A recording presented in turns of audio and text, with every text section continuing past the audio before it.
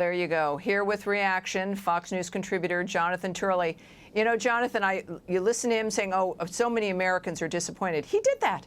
He set them up to be disappointed and to feel like they were abandoned by promising something that was completely inappropriate, and he knew it. With this new statement he made, and you've got a great column out there, and you've been very, very direct about your opinion about what he was doing here. Where do you think this does go for now, and will he be successful in some other fashion? Well, this new path is designed to avoid the constitutional path, right? What he's supposed to do is just go to Congress. He's supposed to go to Congress and say, everyone wants this, it's a great idea, and get it passed. But he knows it won't pass because there is formidable opposition to the concept of loan forgiveness. So this new path is like going from D.C. to New York by way of L.A. I mean, it is, there's a very obvious place for him to go. It's just down the street from the White House. But instead, he's going to try to use this Higher Education Act. Now, what's interesting about that is I don't think it can get him where he needs to go. First of all, this was rejected. Believe it or not, the HEROES Act was viewed as the better path before. So they're now going to Plan B with the statute they rejected in favor of the HEROES Act, which in my view was just facially absurd because it was obviously not the intent of Congress in that rather short act benefiting veterans that this could be done through that language.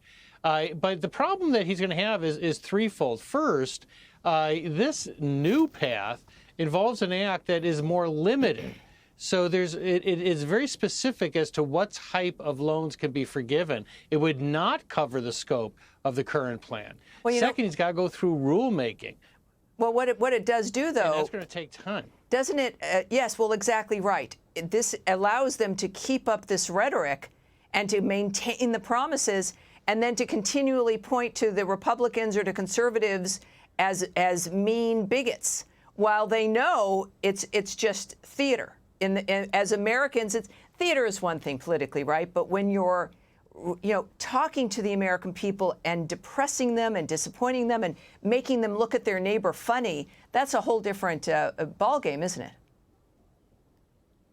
Well, it is sort of funny. You sell someone a fake gold watch, and then you get them to be angry that it's not gold involving some third party. I mean, he's the one that sold you the watch. And the whole time, many of us were saying, look, this is not going to work. But because they're picking this other act, it's likely to go through the next election. Right. They'll be able to campaign on this issue. And my guess is that a lot of these students are going to feel more victims than chumps. They're going to feel like they had real money that was taken away from them by this court. All the court is saying is there's a place you go for money in our constitutional system. It's just down the block from where you live. And, of course, not only is it about targeting Republicans, but the rhetoric about the court itself has come back, as though they didn't learn anything when it came to the reaction after the Dobbs decision. But they're just going to double down on that, it would seem. Yeah, I agree, Tammy, and it's really distressing to hear this inflammatory rhetoric come back.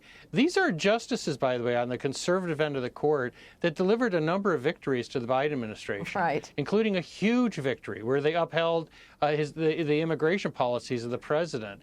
They have not hesitated to vote for the president when law and the Constitution was on his side. It wasn't on his side here.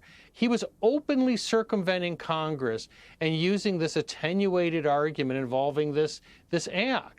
And they were rightfully, going to come down on the side of the Constitution. But you now have the same group of court packers saying, we've got to get rid of the court or expand the court, and these types of attacks. These justices are trying to get it right, and I think that they got a lot right this week. Yeah. And they also handed down a major free speech victory today, and that case is going to resonate for decades. It's a huge victory for free speech. It will. It's very good news, but it's rather amusing that when it's a decision that Democrats like, suddenly the court's not evil.